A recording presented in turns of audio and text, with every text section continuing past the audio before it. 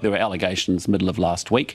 They're pretty serious allegations, and what's important is that New Zealanders have trust and confidence in their public institutions, and so we're in very much a fact-finding phase to actually ascertain what exactly did happen.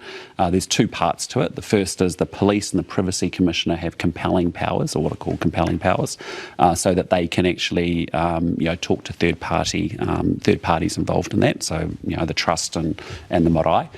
Equally, the independent government agencies that have engagement with the data have actually also launched their individual inquiries.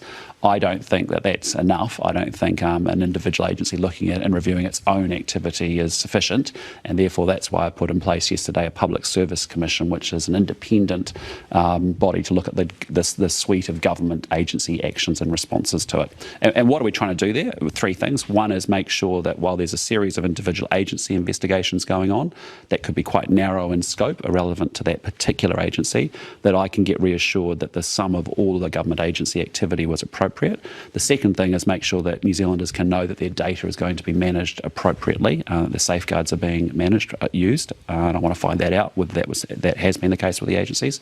And the third thing is conflicts of interest, so that actually if those allegations are true, you've got data moving through a series of organisations, in part because people are wearing multiple hats, and so we need to understand whether conflicts of interest, real or perceived, have been managed appropriately. I've got to make sure that the actual government responses are really appropriate, so that I can reassure New Zealanders about trust and confidence in their institutions. So the reality is, with the independent Public Service Commissioner investigation, coupled with the police and also the Privacy Commissioner, we should be able to, we'll be able to get to the bottom of it. Whether the allegations are true or not true, it's important that there is a real, dispassionate, objective investigation, because that's in fairness to all parties involved. And so that's why I want to make sure that it's pretty objective, it's arm's length, it's done appropriately and independently.